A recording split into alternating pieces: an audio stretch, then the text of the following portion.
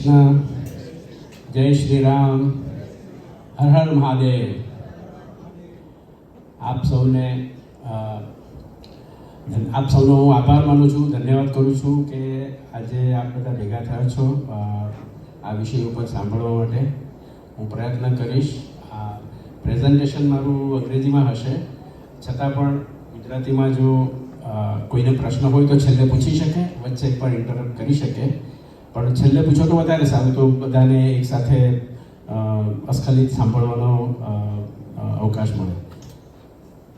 તો વિષય છે મારો આપણી સંસ્કૃતિ, આપણો સંસ્કાર.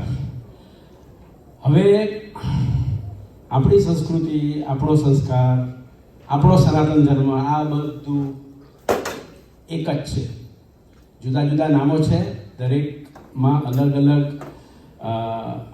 એના તત્વો છે, પણ છેવટે આપણા સનાતન ધર્મમાંથી જ આપણા સંસ્કાર, આપણી સંસ્કૃતિનો ઉદ્ભવ થાય છે. તો હું શરૂ કરું છું પ્રેઝન્ટેશન.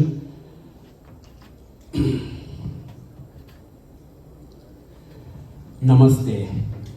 આપણામાંથી ઘણાને ખબર હશે કે નમસ્તે આપણે શા માટે કરીએ છીએ. સો હવે હું અંગ્રેજીમાં બોલું છું. નમસ્તે that is a Sanskrit word. The meaning of namaste is, it is Sanskrit word split into two words. So namaha te, the meaning is I bow down to that divinity in you. તો આપણે બંને હાથ જોડીને અભિવાદન કરીએ ત્યારે we are actually bowing down to the divinity in the person we are meeting. This is a good explanation if we don't know, and if we are asked this question by other people of other faith, we can explain to them, because a lot of people don't know, especially people from other faith do not know. And if we are empowered to know the meaning, we can be confident and explain to them. So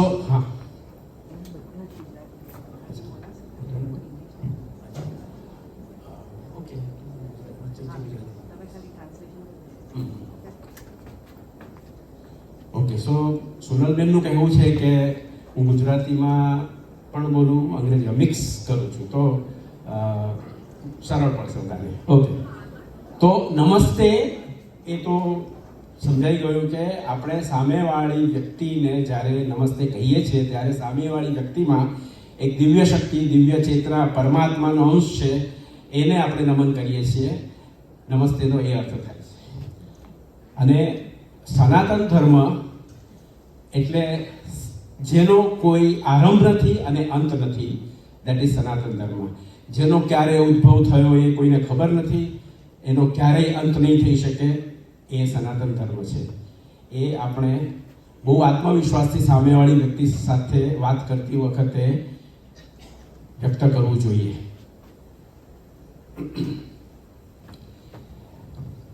સનાતન ધર્મ હજારો, 4 વેદો, 18 પુરાણો, 108 થી વધારે ઉપનિષદો અને અનેકે હજારોના હિસાબે શાસ્ત્રો છે. એટલે એ એક લાઈફ ટાઈમ ઓછું પડે છે આના વિશે જાણવા માટે. તો સંસ્કૃતમાં એના માટે એક શ્લોક છે, અનંત શાસ્ત્રમ બહુવેદિતવ્યમ અલ્પશ્ચ કાલો ભવવાશ્ચ વિઘ્નઃ યત્સારભૂતમ તદાશિતવ્યમ હંસો યથા ક્ષીરમ વાંગુમાશમ. એટલે એનો અર્થ એ છે કે શાસ્ત્રો હજારોના હિસાબે છે, અનંત, જેનો અંત નથી એટલા શાસ્ત્રો છે.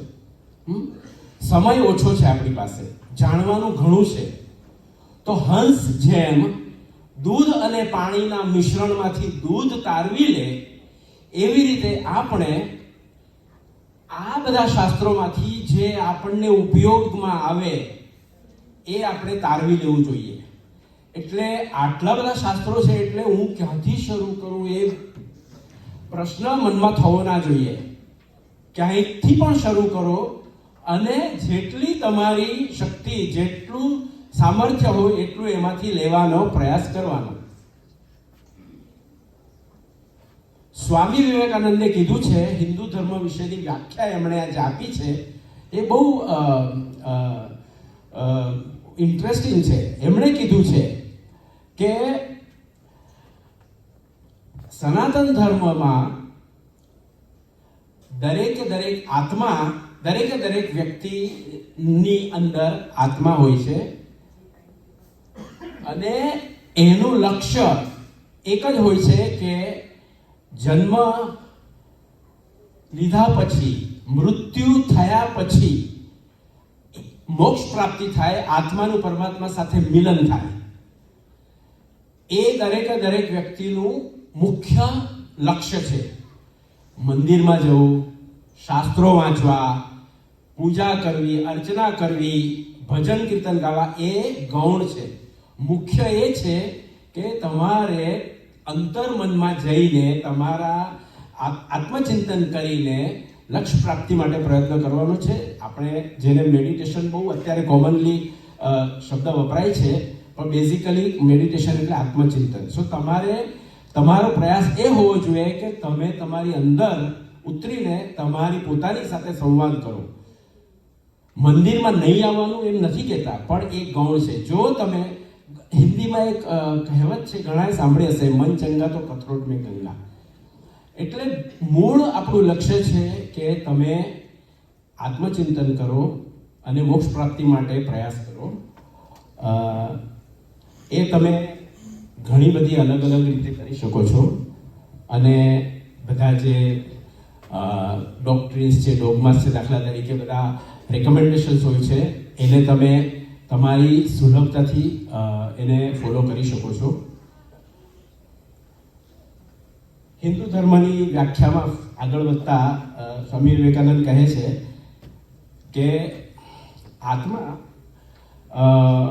નું પરમાત્મા સાથે મિલન એ મોક્ષ પ્રાપ્તિનું એ આપણું લક્ષ્ય છે. પણ આપણે સામાન્ય રીતે આત્માને સોલ તરીકે ટ્રાન્સલેટ કરીએ છીએ, તો એ શબ્દનું ભાષાંતર જે છે એ સાચું નથી.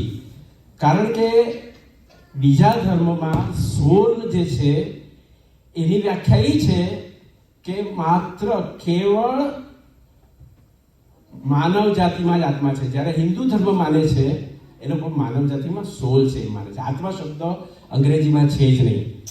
આપણે લોકો આત્મા વાપરીએ છીએ, સોલના પર્યાયમાં પણ એ શબ્દ સાચો નથી.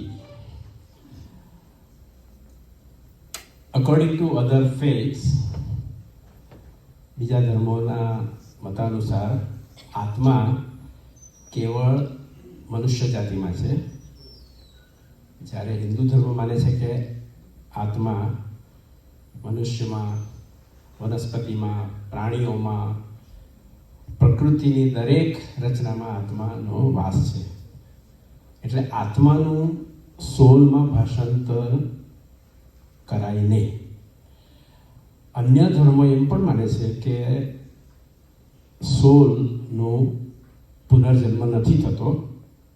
હિન્દુ ધર્મ માને છે કે આત્મા જે છે એ એકવાર મૃત્યુ થયા પછી દેહમાંથી એનો વિલય થાય પછી બીજા દેહમાં આત્મા બીજા દેહને ધારણ કરે છે. તો આત્માનું મૃત્યુ તો થતું જ નથી, આત્મા દેહ બદલે છે. એટલે આત્માનું સોલમાં ભાષાંતર શક્ય નથી, સાચું નથી. એક અમેરિકન ફિઝિસિસ્ટ સ્ટુઅર્ટ હેમરોફ અને mathematical physicist sir Rogers Penrose, એ લોકોએ પણ આ પશ્ચિમી વૈજ્ઞાનિકો છે, એ લોકોએ પણ રિસર્ચ કરીને એ સંશોધન કર્યું છે કે આત્મા ડઝ નોટ ડાય. પણ આ વસ્તુ જે છે એ સાયન્સ, વિજ્ઞાનનો જે વર્ગ છે એમાં અમુક લોકોએ સ્વીકાર્યું છે, પણ જે ધર્મ છે, જે ધર્મને એ લોકો ફોલો કરે છે એ લોકોએ સ્વીકાર્યું નથી. પણ આપણને એની સાથે કોઈ વાંધો નથી, આપણે આપણી વાત કરવાની છે. હવે હું છે ને તે મોસ્ટ ફ્રિકવન્ટલી આસ્ક ક્વેશ્ચન્સ, જે અવારનવાર પ્રશ્નો પૂછાય છે હિન્દુ ધર્મની આપણી માન્યતા વિશે, ખાસ કરીને આનો સામનો આપણા બાળકો કરે છે, જે સેકન્ડ જનરેશન છે અથવા તો ફર્સ્ટ જનરેશન, જે લોકો ઇન્ડિયાથી બહુ નાની વયે આવ્યા છે, અહીંયા શાળામાં ભણે છે, હાઈસ્કૂલમાં જાય છે, યુનિવર્સિટીમાં જાય છે, એ લોકોને આનો અવારનવાર સામનો કરવો પડે છે. અને મોટાભાગના લોકોને જવાબ ખબર નથી હોતો, તો એ લોકો બેકફૂટ ઉપર જાય છે અને જવાબ નથી આપતા, આત્મવિશ્વાસ ખોઈ બેસે છે. અને પછી ધીમે ધીમે મનમાં એ લોકોને હિન્દુ ધર્મ, સનાતન ધર્મ પ્રત્યે, સનાતન ધર્મથી વેગળા થાય છે. આ 15 પ્રશ્નો છે, એમાં પહેલો પ્રશ્ન એમ છે કે હિન્દુ ધર્મમાં આટલા બધા ભગવાન કેમ છે? એનો જવાબ એ છે કે ભગવાન ઘણા બધા નથી. સુપર કોન્શિયસ પરમાત્મા એક જ છે, અને બીજા બધા જે છે દેવતાઓ છે એ પરમાત્માનો અંશ છે, અથવા પરમાત્માના સહકાર્યકર્તાઓ આપણે કહી શકીએ કે એ એમના આસિસ્ટન્ટ છે, કે જે લોકોને અલગ અલગ ઉત્તરદાયિત્વ સોંપવામાં આવેલું છે. આપણે લોકો બહુ જ ફર્મલી માનીએ છીએ કે પરમાત્મા એક જ છે, અને બધાએ આપણે સામેવાળા વ્યક્તિ પ્રશ્ન કરે કે તમારા આટલા બધા ભગવાન કેમ છે, તો આપણે આત્મવિશ્વાસથી છાતી મોટી કરીને કહેવાનું કે અમે લોકો એક જ ભગવાનને માનીએ છીએ, બીજા બધા એમના રૂપો છે, એમના અંશ છે, અને એ બધા એમના અંડર કામ કરે છે. ભગવાન અમારે એક જ છે, અને અમે એને પરમાત્મા કહીએ છીએ. હિન્દુ ધર્મમાં પુનર્જન્મના વિશ્વાસ કરે છે, ચોક્કસ. અમે લોકો માનીએ છીએ કે જે તમે કરો છો એનું તમારે ભરવું જ પડે છે, કરેલું ભોગવવું જ પડે છે, ક્યારેક આ જન્મમાં, ક્યારેક આવતા જન્મમાં, ક્યારેક પછીના જન્મમાં. પણ અમે લોકો ફર્મલી બિલીવ કરીએ છીએ કે there is a cause and effect theory. જે તમે કરો છો એ ક્યારેક ને ક્યારેક ફરવાનું છે. અમે લોકો ફર્મલી માનીએ છીએ, અને એમાં કોઈ શંકા નથી અમને. અને આપણે પુનર્જન્મ એટલા માટે થાય છે કે દરેકે દરેક જન્મ 1,84,000 તક મળે છે આપણને. 1,84,000 દરેકે દરેક જન્મ. જ્યારે તમે એકમાંથી બીજો જન્મ, તમારો આત્મા એક દેહમાંથી બીજા દેહમાં જાય, ત્યારે તમને દર વખતે કાંઈક ને કાંઈક શીખવા મળે છે. દરેકે દરેક નવા જન્મમાં પ્રગતિ થાય છે, અને ધીમે ધીમે આપણે મોક્ષ તરફ આગળ વધીએ છીએ. ત્રીજો પ્રશ્ન છે કે આ કર્મ શું છે? ઘણા બધા લોકો, હવે કર્મ જે છે એ ઇંગ્લિશમાં આવી ગયો છે શબ્દ, અને ઘણા બધા લોકો પૂછે છે કે આ કર્મ છે શું? તો કર્મ એ છે યુનિવર્સલ, એટલે આખો યુનિવર્સલ સિદ્ધાંત છે કે કોઝ અને ઇફેક્ટ. જે મેં પહેલાં કીધું કે તમે કંઈ પણ કરો તો તમારે એનું વળતર જે છે એ કાં તો તમને મળશે, કાં ચૂકવવું પડશે. એ કોઝ એન્ડ ઇફેક્ટ થિયરી છે. કર્યા એ ભોગવવાના છે, એ આપણે બધા જાણીએ છીએ. સારા કામ કરો તો સારા ફળ મળે, રાઈટ? ચોથો પ્રશ્ન છે કે હિન્દુઓ ગાયને શું કામ પૂજે છે? વેલ, આપણે ગાયને પૂજીએ છીએ એવું સાવ નથી. આપણે એકચ્યુઅલી પ્રકૃતિની બધી જ રચનાને પૂજીએ છીએ. બધી જ રચના જે છે એમાં આપણે ભગવાનનો અંશ જોઈએ છીએ. એટલે ગાય જે છે એ આપે ઘણું છે. આપણે જેટલું ગાયને આપીએ છીએ એના કરતાં એ આપણને વધારે આપે છે. એટલે આપણે ગાયની પૂજા કરીએ છીએ. એક સિમ્બોલિક છે, પણ આપણે પર્વત, નદી, બધા પ્રાણીઓ, બધા વૃક્ષોની પૂજા કરીએ છીએ. કારણ કે આપણે દરેકે દરેક પ્રકૃતિની રચનામાં આપણે પરમાત્માનો અંશ જોઈએ છીએ.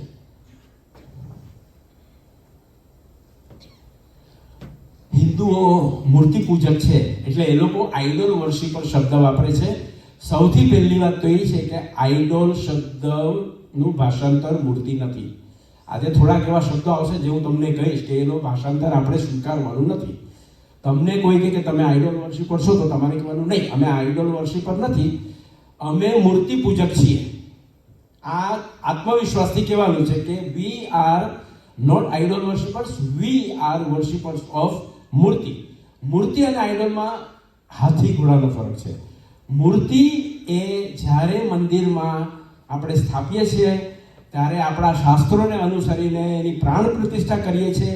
આપણે દેવ જે દેવની મૂર્તિ હોય, જે ભગવાનની મૂર્તિ હોય એને આહવાન કરીએ છીએ. એમને આપણે 3-4 દિવસ, અઠવાડિયું જેવી શાસ્ત્રોક્ત વિધિ હોય છે, પંડિતો દ્વારા આપણને જે રીતે માર્ગદર્શન મળે છે, ને આપણું એક વેદની જેમ આગમા કરીને શાસ્ત્ર છે, એને આપણે અનુસરીને ભગવાનને પ્રાર્થના કરીએ છીએ, આહવાન કરીએ છીએ કે તમે કૃપા કરીને આ મૂર્તિમાં વિરાજમાન થાઓ. એટલે ભગવાન એમાં વિરાજમાન થાય પછી આપણે એની ઉપાસના કરીએ છીએ, પૂજા કરીએ છીએ. એટલે આઈડોલ જે છે એ તો બજારમાં કોઈ પણ એક હોય મૂર્તિ, એને તમે ક્યાંય પણ ગોઠવી દો, આપણે એ રીતે નથી મૂર્તિ એને ગણતા. તો આ સ્પષ્ટપણે આપણે સામેવાળા પ્રશ્ન કરે ત્યારે ઉત્તર દેવાનો છે કે પ્રાણ પ્રતિષ્ઠા થાય પછી અમે પૂજા કરીએ છીએ, અને એ ભગવાનનું જ રૂપ છે.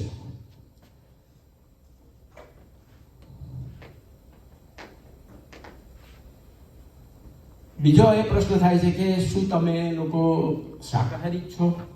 તો એનો જવાબ એ છે કે બને ત્યાં સુધી અમે લોકો શાકાહારી છીએ, પણ અમારા શાસ્ત્રોમાં એવું ક્યાંય કીધું નથી કે તમારે શાકાહારી જ રહેવાનું. પ્રદેશ પ્રમાણે ઘણીવાર તમારે શાકાહારી સિવાયનો પણ ખોરાક લેવો પડે છે, પણ એ આપણને એનું બંધન નથી, એ તમારી ગાઈડલાઈનમાં નથી કે તમારે શાકાહારી જ રહેવાનું. એ રેકમેન્ડેશન હોઈ શકે, સૂચન હોઈ શકે, પણ જેવો પ્રદેશ અને જેવી ત્યાંની જ્યોગ્રાફિક કન્ડિશન, જેવી એની વેધર કન્ડિશન, એ પ્રમાણે એમાં તમે તમારી રીતે નિર્ણય કરી શકો છો. હિન્દુનું કોઈ બાઇબલ ખરું? તો એનો પ્રશ્ન એનો જવાબ એ છે કે મેં શરૂઆતમાં કીધું એમ કે આપણી પાસે 4 વેદ, 18 પુરાણ, 108 ઉપનિષદ અને એ ઉપરાંત અનેક ગ્રંથો છે, હજારોના હિસાબે. સો આપણે એવું કોઈ એક ગ્રંથ નથી કે જેને ફોલો કરીએ બ્લાઇન્ડલી.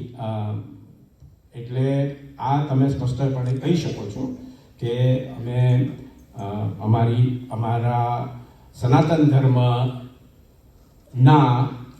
ઋષિઓએ અનેક ગ્રંથોની રચના કરી છે, અને અમને ઘણી બધી છૂટ આપી છે કે તમે ઈશ્વર પ્રાપ્તિ માટે કોઈ પણ રસ્તો વાપરી શકો અને ઈશ્વર પ્રાપ્તિનો લાભ તમે મેળવી શકો.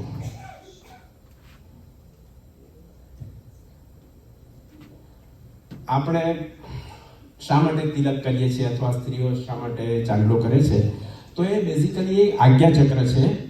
આને તમે જ્યારે સાધના કરો કે ધ્યાન કરો ત્યારે આ જે આપણા કપાળમાં જે આ પોઈન્ટ છે, જે આપણે તિલક કરીએ છીએ, એના થકી આપણે ઈશ્વર, આત્મા અને પરમાત્માનો સંવાદ થઈ શકે, આત્મા અને પરમાત્માની સાથે યુતિ થઈ શકે. એટલે અહીંયા આપણે તિલક કરીએ છીએ. શું તમારા ભગવાન ખરેખર પરણેલા હોય છે? તો સૌથી પહેલી વાત તો એ છે કે આ બધું સિમ્બોલિક છે. આપણો ધર્મ એવો છે કે જેમાં સ્ત્રીઓને પણ એટલું જ સન્માન મળે છે જેટલું પુરુષોને મળે છે. એટલે આ એક આપણા ઋષિઓએ આપણને આ માર્ગ બતાવ્યો છે કે પ્રકૃતિની દરેકે દરેક રચના જે છે એનું સન્માન કેવી રીતે કરવાનું. એટલે આ એક સિમ્બોલિક છે. બાકી ભગવાનનું કોઈ જન્ડર નથી. ભગવાન જે છે એ સગુણ પણ છે અને નિર્ગુણ પણ છે, પરંતુ ભગવાન પરણેલા છે એ સિમ્બોલિક છે. એ આપણને સહજતાથી સમજ પડે એટલા માટે આ રીતે આપણા ઋષિઓએ આપણી સામે આ રજૂ કર્યું છે. કાસ્ટ સિસ્ટમ અત્યારે બહુ જ મોટે પાયે આ ચાલી રહ્યું છે. ધોકો મારે છે હિન્દુઓને કે ભાઈ તમે તો તમારી કાસ્ટ સિસ્ટમ છે અને તમારામાં અસ્પૃશ્યતા છે. અસ્પૃશ્યતા અને કાસ્ટ એ બંને અત્યારે ભારતમાં આપણા સંવિધાન પ્રમાણે એ ગુનો ગણાય છે. અસ્પૃશ્યતા કમ્પ્લીટલી ભારતમાંથી જતી રહી છે. એક સમય હતો, પણ જે પૂછે છે એ લોકોને તમે એમ જવાબ આપી શકો કે આ કાસ્ટ સિસ્ટમ કે અસ્પૃશ્યતા જે છે એ ભારત સમાજ પૂરતું મર્યાદિત દૂષણ ન હતું. આખી દુનિયામાં બધે આ દૂષણ હતું. આખી દુનિયામાં આ દૂષણ કાસ્ટ સિસ્ટમનું અને અસ્પૃશ્યતાનું આખી દુનિયામાં, ઇવન સ્લેવરી, ગુલામી તો આપણા ભારતમાં ક્યારે પણ નથી થઈ. મુસ્લિમોએ ઇન્વેઝન કર્યું પછી ગુલામી થઈ, એ લોકોએ કરી. આપણા લોકોએ, સનાતન ધર્મના અનુયાયીઓએ ક્યારે પણ ગુલામી પ્રથા નથી કરી ભારતમાં. અને અસ્પૃશ્યતા આવી કે જાતિ, જે કાસ્ટ સિસ્ટમ જે આવી છે એ કાસ્ટ સિસ્ટમ અંગ્રેજોએ દાખલ કરી છે. આપણામાં જાતિ વ્યવસ્થા અને વર્ણ વ્યવસ્થા હતી. એના વિશે હું લાંબુ અત્યારે નથી કહેતો, પણ જાતિ વ્યવસ્થા અને વર્ણ વ્યવસ્થાના ભારતમાં ફાયદા જ હતા. એને કારણે દરેક સમાજે પોતપોતાના લોકોને સાચવ્યા છે. આર્થિક રીતે અને અન્ય સામાજિક રીતે એ લોકોને સાચવ્યા છે. આ વ્યવસ્થાને કારણે આપણે 1947માં જ્યારે આપણે સ્વતંત્ર થયા ત્યારે લગભગ 1000 વર્ષના બહારના લોકો આપણી ઉપર વધતે ઓછે અંશે રાજ કરી ગયા, છતાં પણ આપણે 85% હિન્દુ રહ્યા. 1000 વર્ષની, હું ગુલામી નથી શબ્દ વાપરતો કારણ કે આખો ભારત ક્યારે પણ ગુલામ નથી થયો, પણ જે 1000 વર્ષ વધતે ઓછે અંશે એ લોકોએ રાજ કર્યું, 50%, 60%, 70%, 30% પ્રદેશમાં, છતાં પણ એ લોકો આપણને સંપૂર્ણ ગુલામ નહીં બનાવી શકે, સંપૂર્ણ હિન્દુઓને કન્વર્ટ નહીં શક્યા. એનું કારણ આપણા ધર્મો, આપણા શાસ્ત્રો ઉપરાંત આ જાતિ વ્યવસ્થા, વર્ણ વ્યવસ્થા પણ એના માટે શિલ્ડ તરીકે કામ કર્યું છે. 54 દેશો મુસ્લિમ થયા છે. કોઈ દેશમાં 15 વર્ષ, કોઈ દેશમાં 25 વર્ષ, કોઈ દેશમાં 30 વર્ષની અંદર આખો દેશ એ લોકો કન્વર્ટ કર્યો. અહીંયા એ લોકો થાકી ગયા, હારી ગયા. વધારે હું આની ઉપર નથી જતો કારણ કે બોલવા જતો કલાકો જાય, આપણી પાસે બીજું ઘણું છે.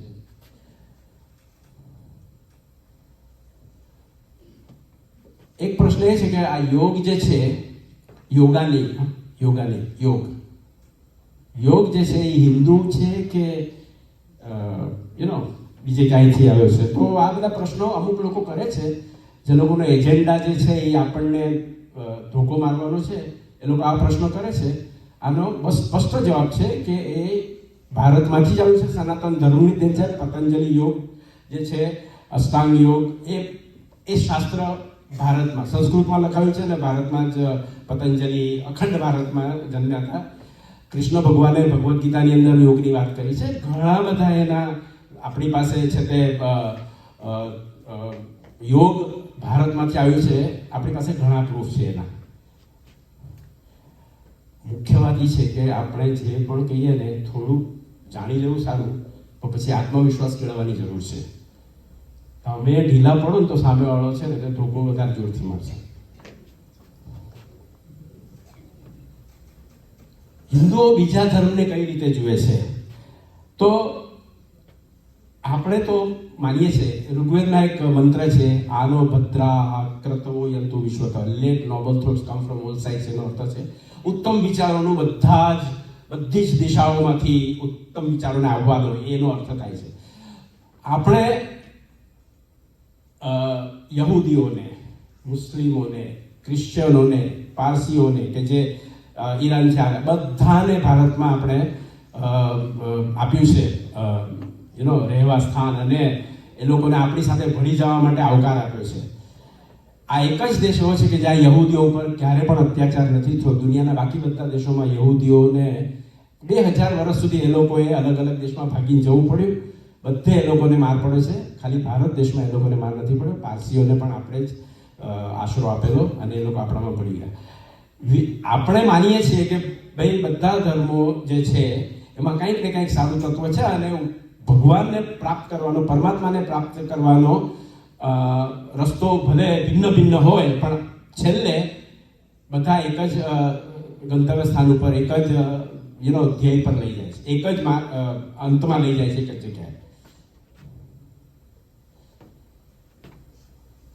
અમુક દેવતાઓના પ્રાણી જેવા કંઈ ફીચર્સ હોય છે. તો બેઝિકલી એનો જવાબ એક જ છે કે આપણે બધા જ પ્રકૃતિની બધી રચનામાં, પ્રાણી હોય, વનસ્પતિ હોય, નદી હોય, પર્વત હોય, બધામાં આપણે ઈશ્વરનો અંશ જોઈએ છે. એટલે પ્રાણીઓને પણ આવી રીતે પ્રાણીઓની ઇમેજ પણ આપણા ઋષિઓએ આપણા માટે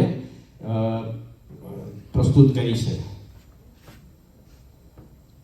આપણે મૃત્યુ થઈ ગયા પછી દેહનું અગ્નિસ્નાન કેમ કરીએ છીએ, એ અગ્નિદાહન કેમ કરીએ છીએ? તો એનો એક જ જવાબ છે કે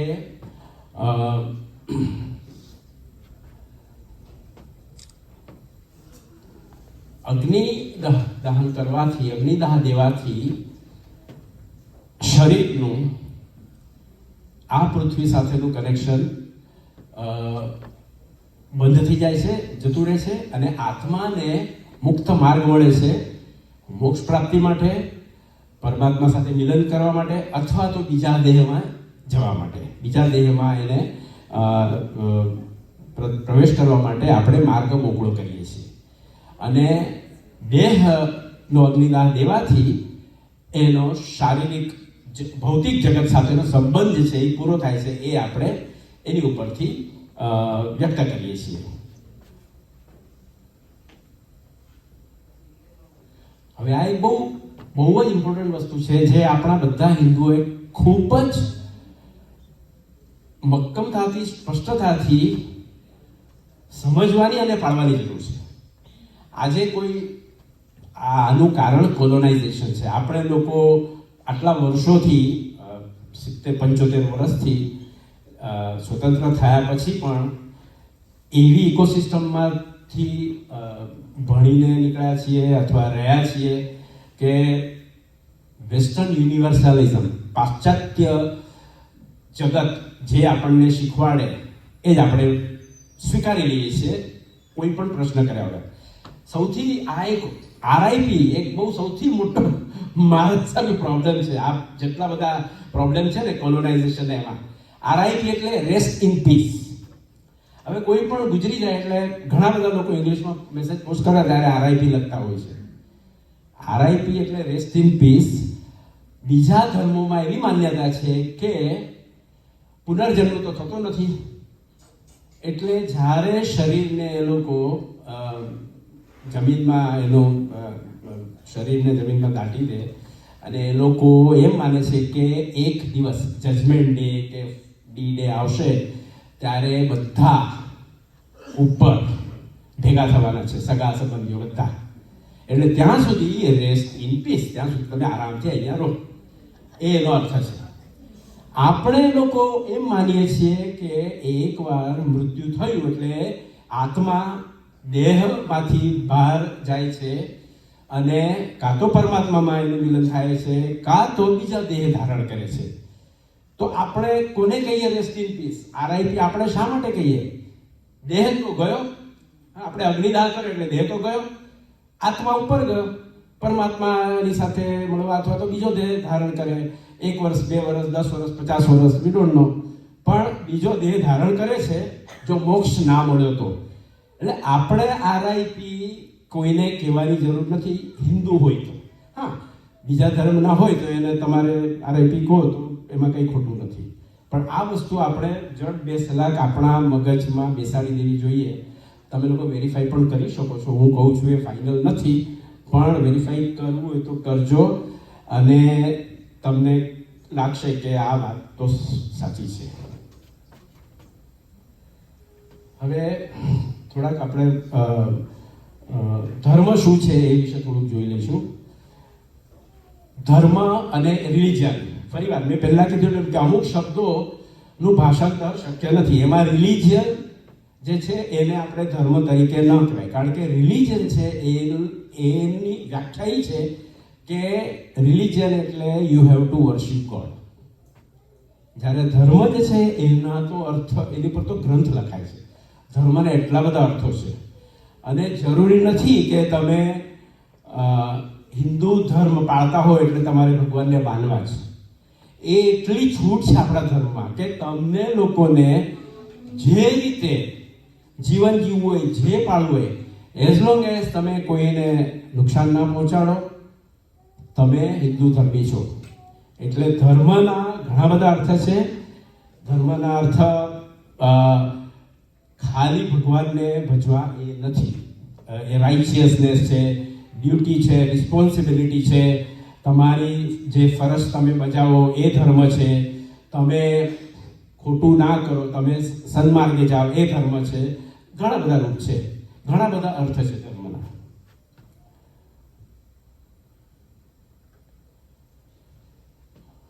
મુખ્ય હિન્દુ ધર્મના મુખ્ય 10 ઘણા બધા પ્રિન્સિપલ છે, પણ મુખ્ય 10 જે છે એ પતંજલિ અષ્ટાંગ યોગમાં યમ અને નિયમ જે છે એ તમે જુઓ તો યમમાં 5 છે. અહિંસા, સત્ય, અસ્તેય. અસ્તેય એટલે નોન સ્ટીલિંગ. સો અહિંસા, સત્ય, અસ્તેય, બ્રહ્મચર્ય અને અપરિગ્રહ. અપરિગ્રહ એટલે કોઈનું લેવું નથી, ત્યાગ કરવાનો. અને નિયમ છે 5. એમાં શૌચ એટલે ક્લીનલીનેસ, પણ ક્લીનલીનેસ એટલે શારીરિક નહીં, માનસિક પણ. તો શૌચ છે. સંતોષ છે, સંતોષ આપણને ખબર છે, રાઈટ. તપ, સ્વાધ્યાય અને ઈશ્વર પ્રણિધાન. તો આ મુખ્ય એના અંશ છે, મુખ્ય તત્વો છે. ઘણું બીજા બધા ઘણા છે, પણ આ જે છે આની અંદર ઘણું બધું સમાઈ જાય છે. વેદમ વ્યાસે એક શ્લોક કહ્યો એમણે એ વખતે કે શ્લોકાર્ધેન પ્રવક્ષ્યામિ યદ ઉક્તમ ગ્રંથ કોટિભિઃ પરોપકાર પુણ્યાય પાપાય પરપીડનમ. કરોડો ગ્રંથમાં જે લખાયું છે હું તમને અડધા શ્લોકમાં કહું છું કે પરોપકાર કરવો એ પુણ્ય છે અને અન્યને પીડા આપવી એ પાપ છે. અડધા શ્લોકમાં એમણે હિન્દુ ધર્મનો આખો સાર સમાવી દીધો છે કે પરોપકાર કરો એ પુણ્ય છે, અન્યને પીડા આપો એ પાપ છે.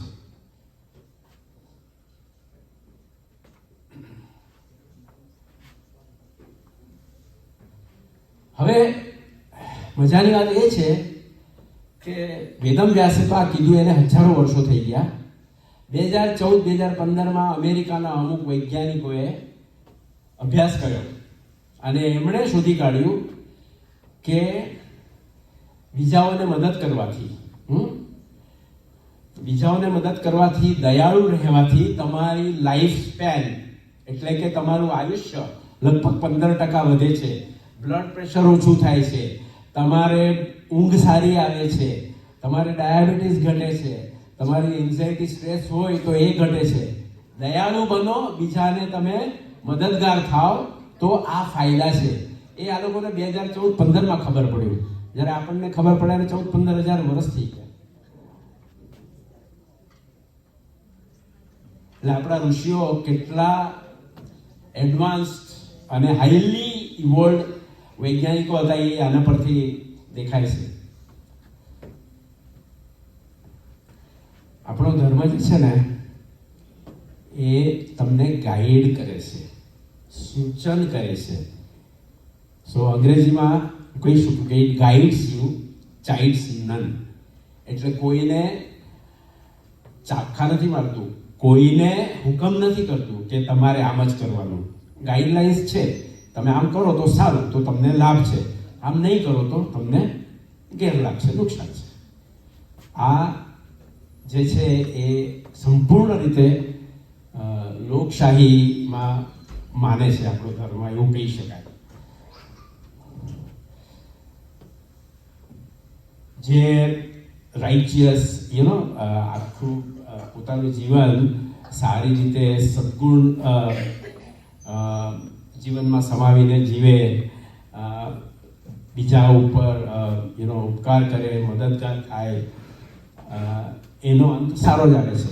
પછી શાસ્ત્રો વાંચ્યા હોય કે ન વાંચ્યા. સંત કબીર છે જે સ્કૂલમાં ગયા નહોતા, રામકૃષ્ણ પરમહંસ છે એ કોઈ દિવસ સ્કૂલમાં નહોતા કે એમને લખતા વાંચતા પણ નહોતું આવડતું, પણ એ રામકૃષ્ણ પરમહંસ તો કહેવાય છે કે અવતાર થઈ ગયા, પણ એમણે એ અવતાર થયા કે ન થયા એ પ્રશ્ન બાજુમાં મૂક્યો તો એ વસ્તુ તો આપણી સામે થઈ ગઈ છે કે એ ભણ્યા નહોતા, કોઈ શાસ્ત્રો નહોતા વાંચ્યા, છતાં પણ આજે લોકો એમને યાદ કરે છે. એમનું આખું જીવન જે છે આપણા બધા માટે એક પ્રેરણારૂપ છે. અને કોઈ ગમે એટલું ભણેલું હોય, ગમે એટલા શાસ્ત્રોના જાણકાર હોય, પણ જો ધર્મ ન પાળે તો એમની દુર્ગતિ થાય છે. રાવણ છે, દુર્યોધન છે, કેટલા દાખલા છે રાઈટ. સો મેં કીધું એમ કે આપણો ધર્મ જે છે એ લોકશાહીમાં માને છે, કહે છે કે અનેક દિશાઓમાંથી ઉત્તમ વિચારોને આવવાનો. બીજો એક શ્લોક છે જે આપણા શાસ્ત્રોમાં આવા ઘણા બધા શ્લોક અને મંત્રો છે કે જે કેટલી બધી વાર પુરવાર કરે છે કે આપણે બધાનું, સર્વ પ્રાણીઓનું કલ્યાણ થાય એ જ હંમેશા ઈચ્છીએ છીએ. આપણા ઋષિઓ આપણને એ જ શીખવાડ્યું છે. આ એક શ્લોક છે, હા, દૈવી સ્વસ્તિ અસ્તુ નઃ, બધાનું કલ્યાણ થાવ. સ્વસ્તિ માનુષ્યભ્યઃ, મનુષ્યનું પણ કલ્યાણ થાવ. શમનો અસ્તુ દ્વિપદે, એટલે બે પગા છે પ્રાણીઓ, એનું પણ કલ્યાણ થાવ. અને શમ ચતુષ્પદે, ચતુષ્પદે એટલે ચાર પગવાળા પ્રાણીઓનું પણ કલ્યાણ થાય. કેટલી ઉત્તમ વિચારધારા છે આ, જે બીજા કોઈ ધર્મના લોકોને તમે આ કહો, અને આવા તો ઘણા શ્લોક છે, તો જે ફેન્સીટર હશે કે જે ન્યુટ્રલ હશે એને ચોક્કસપણે આ જાણીને આશ્ચર્ય થશે કે આટલા ઉત્તમ વિચારો છે તમારા ધર્મમાં, ખરેખર માનવું પડે. બીજો એક શ્લોક છે જે આપણે હંમેશા બધા જ લોકો, સર્વે ભવંતુ સુખિનઃ સર્વે સંતુ નિરામયા, આનો અર્થ એ જ છે કે બધાનું આપણે સુખ, બધાનું કલ્યાણ ઈચ્છીએ છીએ. સર્વે ભવંતુ સુખિનઃ સર્વે સંતુ નિરામયા, બધા નિરોગી થાવ. સર્વે ભદ્રાણી પશ્યંતુ મા કશ્ચિત દુઃખ ભાગ ભવેત. ઓમ શાંતિ શાંતિ શાંતિ. આપણે આ શ્લોકથી, આ મંત્રથી પણ એ જ પુરવાર કરીએ છીએ કે હિન્દુ ધર્મના અનુયાયીઓ અને આપણા ઋષિઓ હંમેશા લોકોનું કલ્યાણ ઈચ્છતા હતા, અને એ જ આપણને શીખવાડ્યું કે તમારે અન્ય લોકોનું કલ્યાણ મનમાં સ્થાપવું. પછી આ શ્લોક આપણે મંદિરમાં પણ બોલીએ છીએ ને, ઘરે બોલતા શું, ઓમ દ્યોઃ શાંતિ, શાંતિ, અંતરિક્ષ શાંતિ, પૃથ્વી શાંતિ, વનસ્પતયઃ શાંતિ. આખી સૃષ્ટિ, સમગ્ર બ્રહ્માંડનું આપણે કલ્યાણ ઈચ્છીએ છીએ. આખા બ્રહ્માંડમાં શાંતિ થાય એ જ આપણે ઈચ્છીએ છીએ. એ આ મંત્રનો અર્થ છે. હવે આ એક બહુ મહત્વની વસ્તુ છે કે જે જનરલી અન્ય ધર્મમાં આશ્ચર્ય પ્રમાણેની છે કે આપણે સ્ત્રીઓને કેટલું માન આપ્યું છે. ઘણા બધા આપણા વેદોમાં અને બીજા અન્ય શાસ્ત્રોમાં, ઇન્ક્લુડિંગ મનુસ્મૃતિ, જેનું ખૂબ જ બદનામ કરવામાં આવ્યો છે, પણ સ્ત્રીઓને માટે ખૂબ જ ઘણા બધા મંત્રો છે, અને એ લોકોને કેટલું સન્માન આપણી સંસ્કૃતિમાં, આપણા શાસ્ત્રોમાં આપણા ઋષિઓએ રચના કરી છે, જેમાં એ પ્રતિબિંબ એનું સાંભળે છે તમને કે સ્ત્રીઓનું સ્થાન શું હતું. તો આ એક છે, યત્ર નારીસ્તુ પૂજ્યન્તે રમન્તે તત્ર, એટલે જ્યાં જ્યાં નારીઓ હોય છે ત્યાં દેવતાનો વાસ છે, એવો આનો અર્થ છે. જ્યાં નારીની પૂજા નથી થતી ત્યાં હંમેશા વિનાશની શક્યતા છે. બીજું, વૈદિક સમયમાં સ્ત્રીઓનું કેટલું માન હતું એના વિશે થોડી માહિતી છે કે women not only enjoyed equal status in Vedic society, વૈદિક સોસાયટીમાં એમને સરખું સન્માન મળતું હતું, પણ એ લોકો બધી જે પ્રિસ્ટલી ડ્યુટીઝ હતી, જે પુરોહિતની જે ઉત્તરદાયિત્વ હતા, એ બધા પણ એ લોકો કરી શકતા હતા પૂરી. હોમ, યજ્ઞ, વ્રત વગેરે વગેરે. અને સ્ત્રીઓને પણ શિક્ષણ માટે પૂરેપૂરી તક હતી જે પુરુષોને પણ હતી. એટલે ઘણા બધા વર્ગમાં એ માન્યતા છે. આપણા સમાજમાં તો છે જ, કારણ કે આપણે છેલ્લા 70 વર્ષમાં ભારતમાં હિન્દુ ધર્મ, સનાતન ધર્મ વિશે કશું ભણ્યા નથી.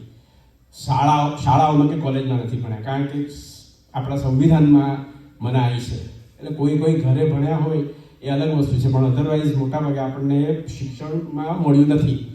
એટલે આપણે એ માન્યતા છે કે સ્ત્રીઓ જે છે એની પર અન્યાય થતો હતો ને બધું, આ બધું જે છે એ સત્યથી વેગળું છે. આપણા શાસ્ત્રોએ ક્યારે પણ સ્ત્રીઓની સામે ડિસ્ક્રિમિનેશન કરવાનું ક્યારે પણ શાસ્ત્રોએ નથી કહ્યું. તો શિક્ષણની પૂરેપૂરી વ્યવસ્થા એમના માટે તક હતી, અને વેદોની રચનામાં પણ સ્ત્રીઓનો છે ભાગ છે. એ આવશે આગળની સ્લાઇડમાં કે 400ની ઉપર ઋષિઓ, તો એમાંથી લગભગ 20-25 સ્ત્રીઓ પણ હતી કે જે લોકોએ વેદોની રચનામાં પોતાનું યોગબળ આપ્યું છે. અમુક નામ આ છે જો અહીંયા કે ઘોષા, વિશ્વતારા, મૈત્રેયી, લોપામુદ્રા, ગાર્ગી, આ અમુક નામ છે જે લોકોએ વેદની રચનામાં પોતાનો ફાળો આપ્યો હતો. મંડન મિશ્રા, જો કોઈને ખબર હોય તો આદિ શંકરાચાર્યની મંડન મિશ્રા સાથે ચર્ચા થઈ હતી. મંડન મિશ્રા બૌદ્ધ ધર્મી હતા.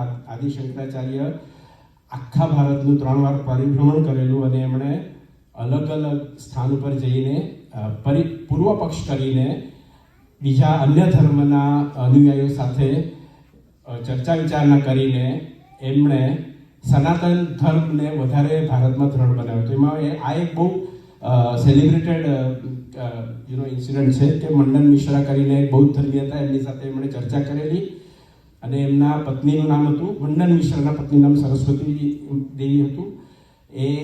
એ પણ એટલા જ વિદુષી હતા મંડન મિશ્રા જેવા. તો મંડન મિશ્રા સાથે ચર્ચા વિચારણા કર્યા પછી મંડન મિશ્રા હારી ગયા. પછી એમણે સરસ્વતી દેવી સાથે પણ ચર્ચા કરેલી, એ પણ હારી ગયા. પણ આદિ શંકરાચાર્ય તો એ ભગવાનનો અવતાર જ હતા, અને ખૂબ એમને શાસ્ત્રોનું જ્ઞાન હતું. એમની સાથે સરસ્વતી દેવી ચર્ચા કરી એ જ બતાવે છે કે એ કેટલા વિદુષી હતા. પછી આ મહાભારતમાં આ એક યુધિષ્ઠિરને બોધ આપે છે ભીષ્મ પિતામહ કે O ruler of the earth, the lineage in which daughters and daughters-in-law are saddened by the treatment. એટલે પુત્રીઓ અને વહુઓ સાથે જો દુર્વ્યવહાર થાય તો એ વંશનો નાશ થશે. તો વિચાર કરો, આ જે 5000 વર્ષ પહેલા મહાભારતમાં લખાયેલું છે, આ આપણે બધાએ છે ને એટલે ગાંઠ બાંધી લેવી જોઈએ, આ ગોખી રાખવું જોઈએ કે આ અમારા શાસ્ત્રોમાં કહેવાય છે કે જે સ્ત્રીઓ, પુત્રીઓ, દીકરીઓ સાથે દુર્વ્યવહાર જે કુટુંબમાં થશે એ કુટુંબનો નાશ થશે. એ લોકોના દુઃખ જે છે એનાથી, એનો શ્રાપથી બધાને પારાવાર તકલીફ થશે. આ મહાભારતમાં અનુશાસન પર્વમાં લખેલું છે. આ બધાએ છે ને તે બેસાડી દેવું જોઈએ અહીંયા, કારણ કે ક્યારેક ને ક્યારેક તમારી સામે નહીં તો તમારા દીકરાઓ કે તમારા પૌત્રો પૌત્રીઓ સામે આ પ્રશ્ન આવે ત્યારે આત્મવિશ્વાસથી તમે એ લોકો જવાબ આપી શકે, એટલા માટે આ જાણવું જરૂરી છે. બીજું, ઋગ્વેદમાં મેં કહ્યું એમ 407 ઋષિઓમાંથી 21 વિદુષીઓ સ્ત્રીઓ હતી વેદોની રચનામાં. હવે કાસ્ટ સિસ્ટમ માટે પણ લોકો આપણને મારે છે બધા. કાસ્ટ સિસ્ટમ માટે ભારતમાં લગભગ 1900ના અંતમાં, આપણે 1900ની શરૂઆતમાં, એ વખતે બ્રિટિશ રાજ ચાલતું હતું ત્યારે બ્રિટિશ શાસનનો એક અધિકારી હતો લોર્ડ રિસલી કરીને, જે સેન્સસ ઓફિસર હતો, એટલે વસ્તી ગણતરીના ઉપરી હતા. એમણે ભારતમાં કાસ્ટ શબ્દ ઇન્ટ્રોડ્યુસ કર્યો. કાસ્ટ શબ્દ આપણો ભારતનો, સંસ્કૃતનો કે આપણી કોઈ ભાષાનો શબ્દ જ નથી. એ પોર્ચુગીઝમાંથી આવ્યો છે. એ શબ્દ કાસ્ટા હતો, એની પરથી કાસ્ટ બન્યું. અને કાસ્ટ એટલે બેઝિકલી વિભાજન, એ લોકોના હિસાબે કે ભાગલા, વિભાજન. તો 2378 કાસ્ટ એમણે રચી. લોર્ડ રિસ્લીએ કઈ રીતે?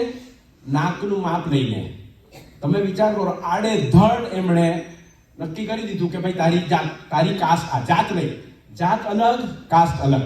આ પણ આપણે નક્કી મનમાં બેસાડી દેવાનું છે કે જાતિ અને કાસ્ટ બંને અલગ અલગ વસ્તુ છે. જાતિએ ક્યારે પણ ભારતને નુકસાન નથી કર્યું અને કાસ્ટને કારણે બહુ બધા પ્રોબ્લેમ અત્યારે પણ થઈ રહ્યા છે. આ સ્વતંત્રતા થયા પછી પણ કાસ્ટને કારણે ઘણી બધી દુર્ગતિ આપણા દેશમાં થઈ છે. બધું રાજકારણને સાથે એનો છેડો બંધાઈ ગયો. એટલે પણ 2378 કાસ્ટ એમણે ઊભી કરી અને આડેધડ બધાને ગોઠવી દીધા કે તારી આ કાસ્ટ, તારી આ કાસ્ટ, તારી આ કાસ્ટ. એ લોકોએ રવાંડામાં પણ એમ જ કરેલું, યુરોપિયન લોકોએ. એના વિશે અત્યારે વાત નથી કરતો, પણ આ એ લોકોની નીતિ રહી છે. જ્યાં જ્યાં યુરોપિયન લોકોએ આવી રીતે કોલોની બનાવેલી, ત્યાં એ લોકોને લડાયેલા જ છે, ડિવાઈડ એન્ડ રૂલ કરીને. હવે યુરોપની અંદર પણ કાસ્ટ સિસ્ટમ હતી અને એના તો આ પ્રૂફ છે, બુક્સ લખાઈ છે એની ઉપર. એક બુક છે defined trade and social outcast, honour and ritual pollution in early modern Germany. એમાં કેથી સ્ટુઅર્ટ કરીને છે ઓથર, એણે લખ્યું છે કે there were social groups that were dishonorable by virtue of their trade. એમના વ્યવસાયને કારણે એ લોકોને નીચા ગણવામાં આવતા હતા.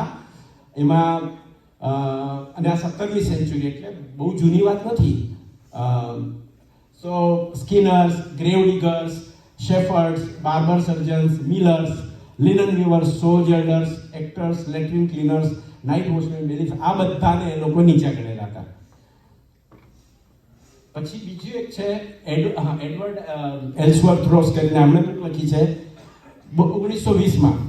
એમાં એ ડિટેલમાં એક્સપ્લેન કરે છે કે tendency of later Roman Empire was to stereotype society by compelling men to follow occupation of their fathers and preventing free circulation among different callings. ભારતમાં જાતિ વ્યવસ્થા હતી, એમાં વણકરનો દીકરો વણકર થાય પણ બંધન નહોતું. એને જો પોતાનું પ્રોફેશન ચેન્જ કરવું તો કરી શકતો હતો. જ્યારે યુરોપમાં સ્ટ્રિક્ટલીનો લોખંડના દરવાજા હતા. એટલું જ નહીં, આગળ વાંચો તમે. The man who brought the grain of Africa to the public stores, પછી laborers who made it into loaves, જેણે જે બ્રેડ બનાવતા હતા.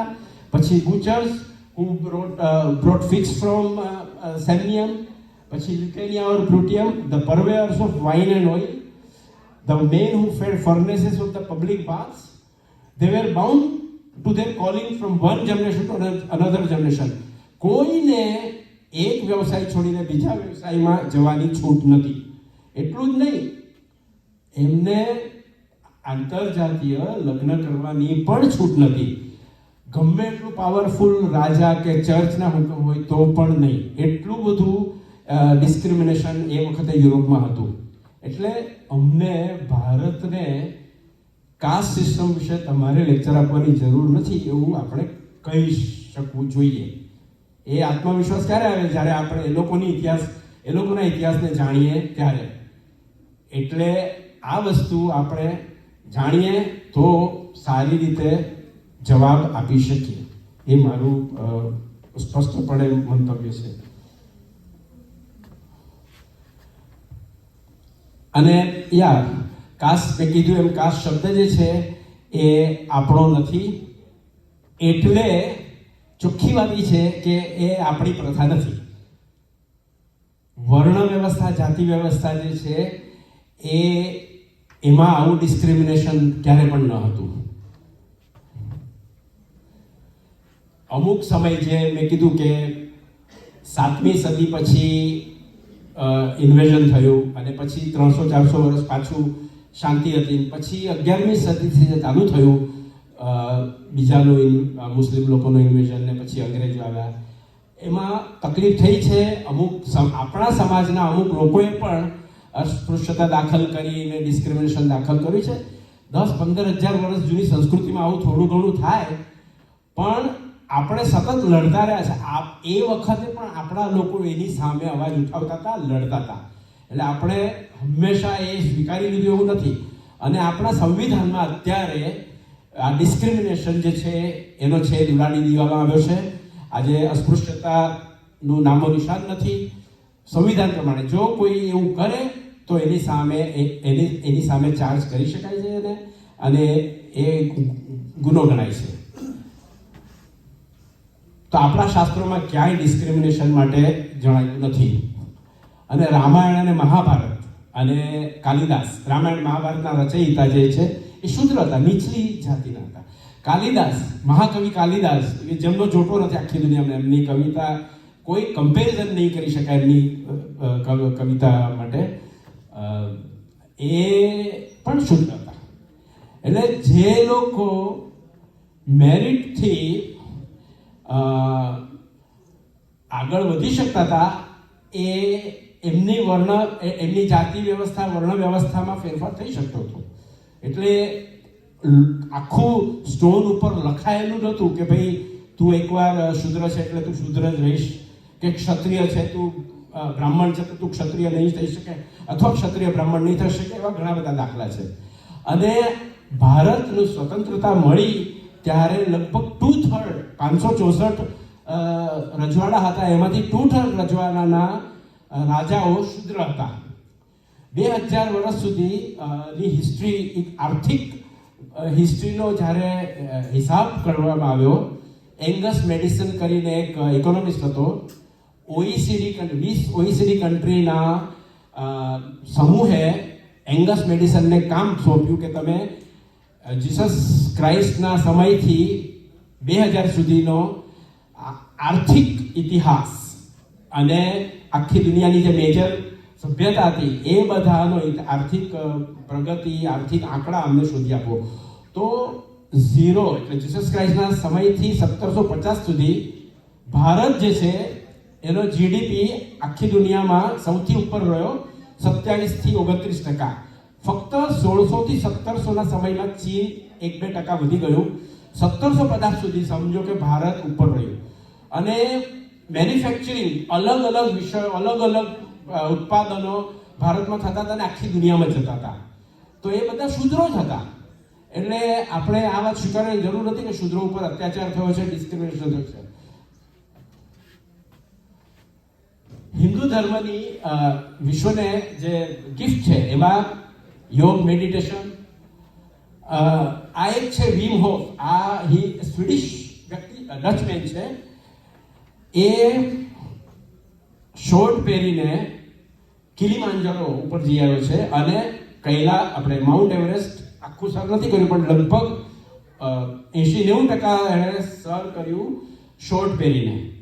એ 90 મિનિટ સુધી -20 ટેમ્પરેચરના પાણીમાં 90 મિનિટ સુધી પડી રહે છે.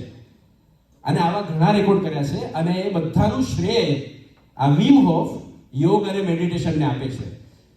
નામ લખવું જ લખી લો, યુટ્યુબ પર જોજો, સાબિત થઈ જશે. વિમ હોફ યોગ અને મેડિટેશનને કારણે આ સિદ્ધિ એ પ્રાપ્ત કરી શકે છે. આપણે ઘણા વિડીયો જોયા છે કે હિમાલયમાં બરફમાં આપણા સાધુઓ એક માત્ર લંગોટી પહેરીને ફરતા દેખાય છે. ઘણા બધા વિડીયો જોયા છે, વર્ષોથી આ વિડીયો ફરે છે.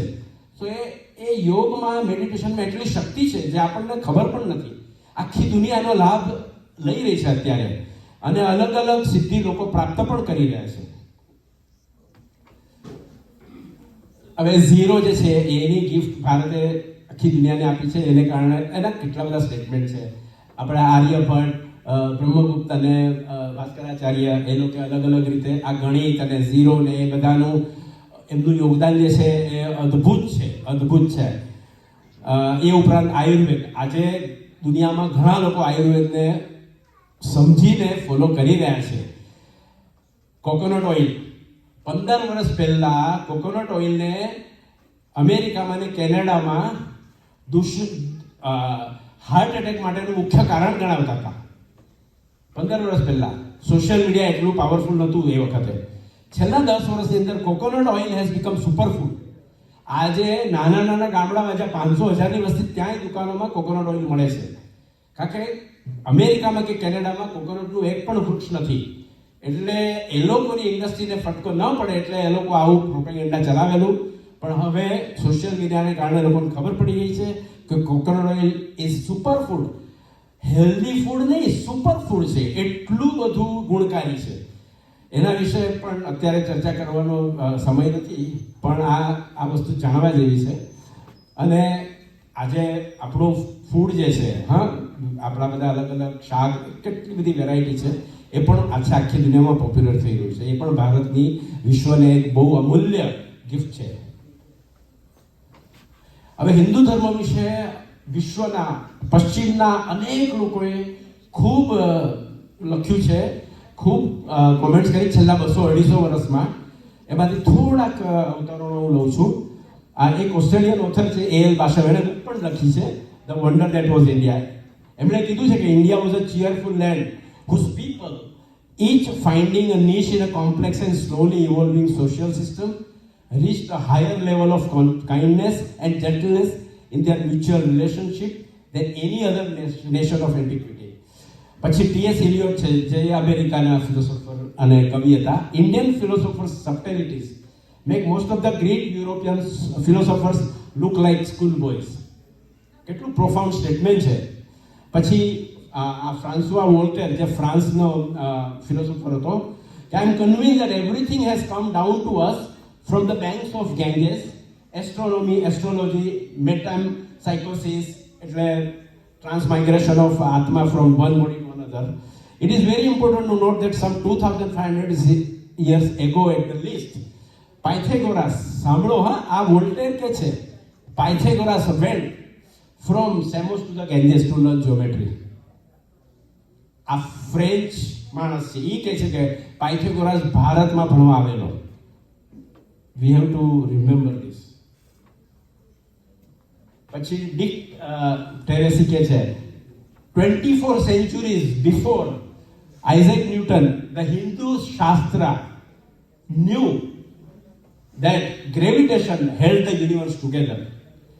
2,400 years before Isaac Newton, our Shastra knew, our rishis knew that Earth moves around the sun. 2,400 years before Isaac Newton was born. અને માર્ક ટ્વેન તો આઈ એમ શ્યોર બધાને ખબર છે કોણ હતો એ વ્યક્તિ.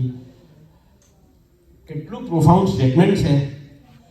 India is the cradle of the human race, the birthplace of human speech, the mother of history, the grandmother of legend, and the great-grandmother of tradition. Our most valuable and most instructive materials in the history of man are treasured up in India only. Mark Twain. So finally, conclusion, many Hindus as well as Hindu organizations celebrate many festivals of different faiths with equal enthusiasm and fervor. We know it, right? બધા તહેવારો કોઈ પણ ધર્મના હોય, આપણા તહેવારો છે, right? આપણે બધું જ ઉજવીએ છીએ. Hindus visit mosque and church easily, as devotionally as they would visit their mandir. Hindus have so many hymns and devotional songs which sing praises of other gods, right? કેટલા બધા છે. રઘુપતિ રાજારામ છે ને, ઈશ્વરના તેઓના.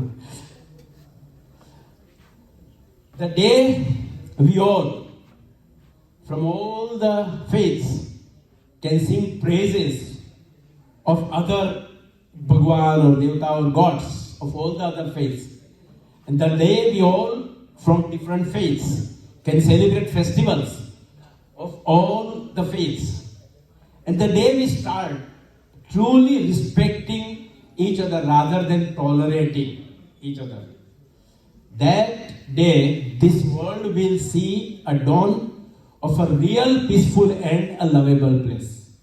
ત્યાં સુધી આ શક્ય નથી. The sages and seers of Hindu Dharma embedded these teachings in the Hindu's DNA right from the outset. Because we always believe, we merge with everybody, we respect everybody. We always say કે બધા ધર્મોનું તત્વ એક જ છે, બધા ધર્મો એક જ વસ્તુમાં માને છે. This is in our DNA, thanks to our rishis. If everybody starts believing this, this world can be a beautiful place to live. I pray we all can do this for the good of this human race. Lastly, this is very profound again according to me. Arnold Toynbee, a British philosopher, at this supremely dangerous moment in human history, the only way of salvation is the ancient Hindu way. Here, we have the attitude and spirit that can make it possible for the human race to grow together into a single family. Om Shanti Shanti Shanti.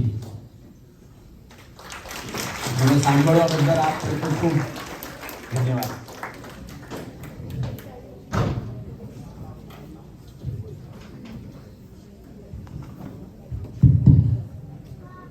ઉદયભાઈનો ખૂબ ખૂબ આભાર.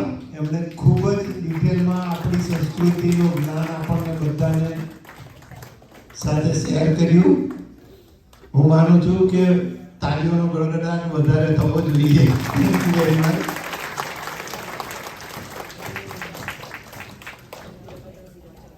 હવે 2-3 announcement છે before we start our food. હું જાણું છું ઘણા બધાને અત્યારે ડાયાબિટીસ વધી ઘટી ગયો હશે. આપણે 2 મિનિટમાં શરૂ કરીએ.